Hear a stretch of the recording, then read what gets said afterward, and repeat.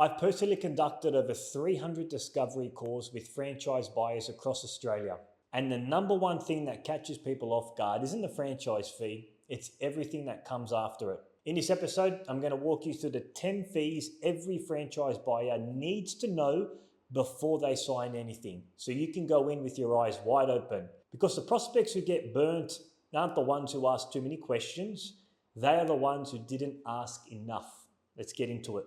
So I'll start today's episode by telling you a funny story that actually happened a couple of months ago that ties directly into what we're going to speak about.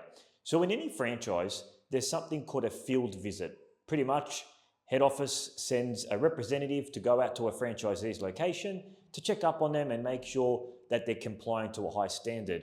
Now, we had one of our head office team members go out to a certain franchisee's location, and in the franchise agreement, the franchisee has to pay a field visit fee for the head office representative to go out to the location. It was about 150 bucks. And the franchisee was very upset, saying, hey, why do I need to pay a fee for you guys coming down to my location to check up? I'm not asking for this, I don't need it. And we cleared it all up, but that's a classic example of not knowing the hidden fees within the franchise agreement.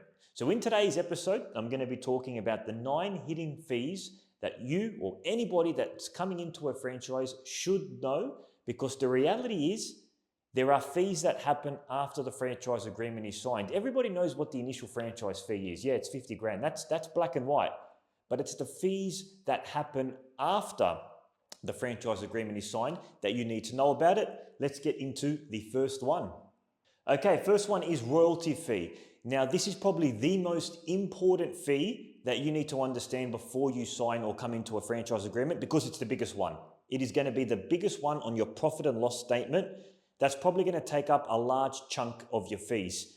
And I've covered what a royalty fee is in other videos, but essentially a royalty fee is a fee that you pay head office on an ongoing basis for using all the systems, all the IP, all the support that the franchisor is offering you. So it's a fee that you're going to be paying for the lifetime of the franchise agreement. So I think it's safe to say if it's a fee that you're paying for the lifetime of the agreement, you're probably going to want to know exactly how it works. And in a video I covered later, I'll put the link below so you can watch it, but there's 3 types of royalty fees: a fixed fee, for example, $500 per month that you pay to the franchisor; a percentage-based fee, which is what our one is, 10% of revenue, you make $1,000, $100 comes back to head office, or a combination of both, either $500 or 10% of revenue, whichever one is highest, right? So make sure you understand exactly what the royalty fee is in the franchise agreement, because it's going to be the largest fee that's in your P&L statement that you're going to be paying for. And you don't want to come into a franchise and realize, oh my God, I'm paying $1,000 a month on royalty fees. I didn't know that. So number 1 is the royalty fee. Let's go into number 2 over here, marketing. Okay, number 2 is marketing. Now, within a franchise agreement, there's a marketing fee that you're most likely going to pay, right? And I've put A and B for a reason, because most franchise agreements have 2 types of marketing fees. Marketing A is pay per lead. Quite simple. Head office runs ads for you and you pay for the leads. For example, if each lead costs $50 and head office gave you 5 leads, 5 times 50, 50, 100, 152, you pay $250. So you pay for each lead that head office gives you. And by the way, head office don't care if you win that business. If you win the business, awesome. If you don't win that business, you still need to pay for the lead. And the gym's franchise model does this. It's a pay per lead model. And that's number A. Number B is a marketing fund. So what a marketing fund is, pretty much it's set up by head office, and each franchisee has to contribute a certain amount of money into the marketing fund. For example, it might be $500 a month has to go into the marketing fund. And all the franchisees in the network, say there's 5, 10, 15, 20, have to contribute $500 to the marketing fund. Head office then get that money and they invest it on behalf of the franchisees. They can put it in Facebook ads, Instagram ads, digital ads, whatever. And what they need to do is they need to actually show the franchisees where they're spending this money. They have to have it in a separate bank account. Every month they need to show a report of the data. It's actually quite time consuming for franchisors. And just a bit of an FYI, franchisors are moving away from this marketing fund just because there's too much audits and too much compliance when associating a marketing fund. They're moving more so to number A, the pay per lead model. But some franchise networks still operating a marketing fund where all the franchisees contribute a set portion to this fund. So just realize before you come into a franchise, what's the marketing fee? Is it a pay per lead? Or is it more so of a marketing fund, so to speak? Let's move to number 3, equipment. Okay, so with equipment, what you need to understand when you're coming into a franchise, you've got your initial franchise fee that you need to pay, and then a lot of franchisors have a separate fee called your equipment fee. So for example, you might pay $50,000 for your initial franchise fee, and then there might be a $5,000 equipment fee. Like for us, when we're starting up a new Little Boomers basketball franchise, we got to give the franchisee hoops, cones, basketballs, all the branded equipment, but we don't have a separate equipment fee. We kind of encompass it in the initial franchise fee. But a lot of franchisors might have a separate equipment fee. Like if you're coming in to buy a cafe franchise, for example, you need to buy the pods. You're probably going to have to buy the coffee machinery, which is probably going to be expensive, and all that.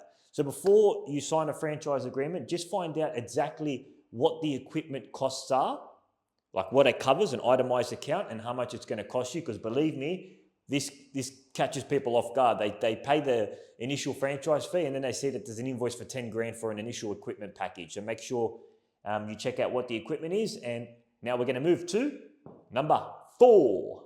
Hey, just quickly, if you want to see if a Little Boomers basketball franchise is the right fit for you, book a discovery call with me and I'd love to have a chat. Okay, so number 4 is a training fee that you need to pay for. Now this, again, is different to the initial franchise fee. It's a separate fee. And I've broken it down into 2 subsections for training. An initial training and an ongoing training program. So remember, if you're coming into a franchise, you need to train. You need to learn the systems. You need to learn how to deliver the product, how to deliver the service. As an example, all of our Little Boomers basketball franchisees, they go out to our flagship location in Riverwood, Sydney, and they perform an intensive training session where they're learning how to deliver all the curriculums, all the basketball drills, how to learn the back end side of the systems. There's a lot of training that goes involved in getting you up to speed. And a lot of franchisors charge for the initial training program. So you got to figure out what that is. But you're not just done after that. There's also some form of ongoing training fee that might be associated with the franchise. And a lot of good franchise brands have ongoing training, because to think that you're just going to have one initial training for the whole 5 years and that's it, adios, you're good to go, it's a bit naive. There's an ongoing training program. And as an example, we have a couple of these throughout the year. We have our Peak Performance Coaching Clinic where all of our franchisees come together and we go over new basketball drills coming up to the curriculum or coming into the curriculum. And we also have our annual conference. It's called the Boomers Leadership Conference. It's a 2-day conference where we step out of the business and we work on ourselves to grow our businesses. That's some of the training programs we have, but every franchise is a bit different. So figure out how much the initial training program is and what the ongoing training program is. And remember, you might have to pay for travel and accommodation. You know, our head office is in Sydney Riverwood, so some of our Victorian and Queensland franchisees have got to travel out to New South Wales. So there might be some, travel and accommodation fees associated with that. So just figure out where the flagship location is and where the training takes place. Now we're going to move to number 5. Okay, number 5 is setup fees. And this is something that you're probably not aware of, but when a franchisor is setting up a new franchisee, they've got to set up some type of booking system, a CRM, a license. Figure out exactly what are the setup fees, because most online brands or most brands have some type of booking system or technology, and there might be a fee associated with that. So make sure you check exactly what the setup fee is. And I also highly recommend not just the technology side, but there might be a fit out fee. Like if you're going to run a mobile cafe franchise, they might have to set up your truck, set up the interior. There might be a lot of costs associated with that. So figure out what the technology setup is and what the physical setup is if you got it like a physical store that you're running. So that's number 5, the setup fee. Let's move to number 6.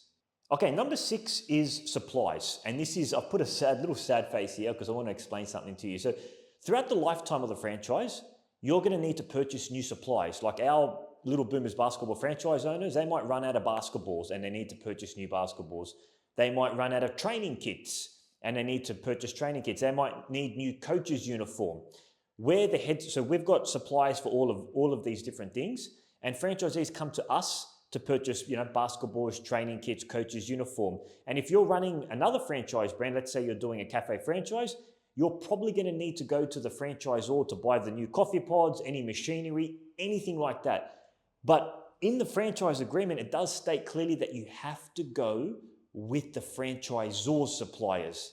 And a lot of times, franchisees can get a little bit frustrated because they've got a friend or they've got somebody else that can give it cheaper, and they go with them instead of the franchisor. And just know that if that does happen, it is a direct breach of the franchise agreement unless the franchisor has given some type of written consent.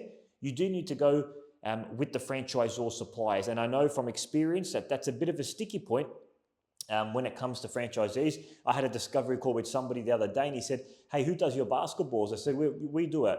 It's like, I've got a relationship with Spalding.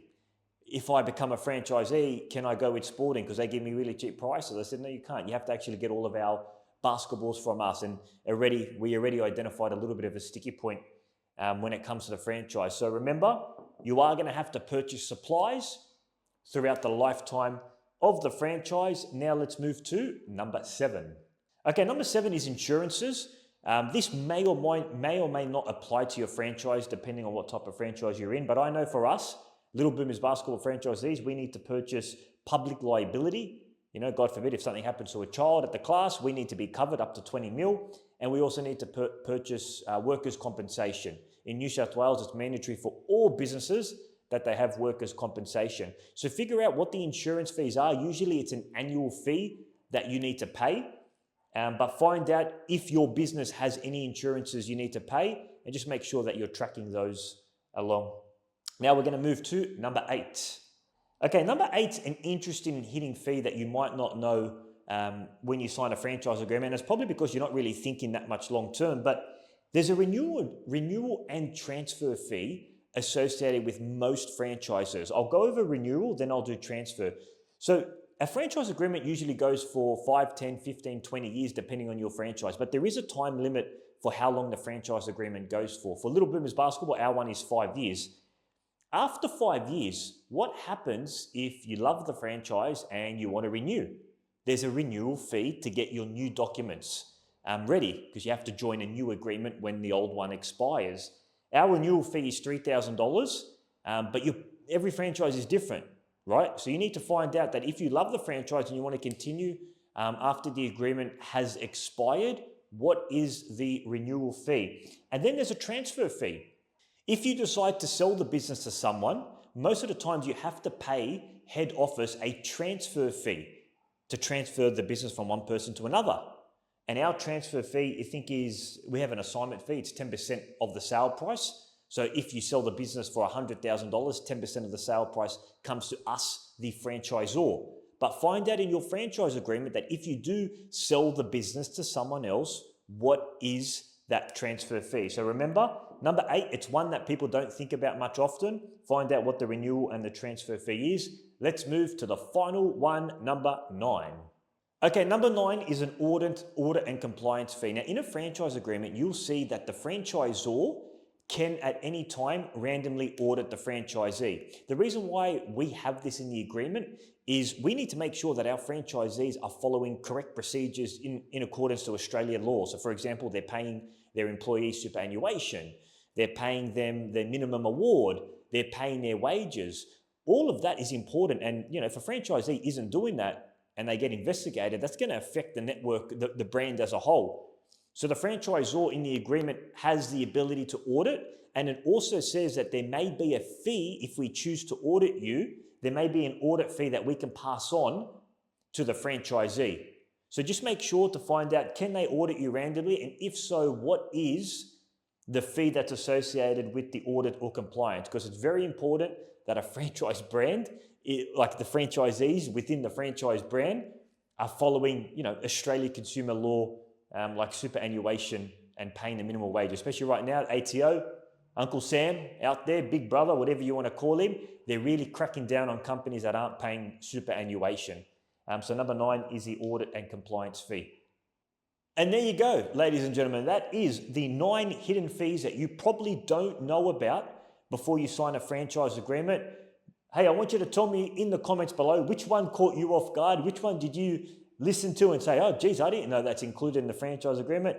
Comment below which one caught you off guard, and I will see you in the next video. God bless everybody. Bye-bye.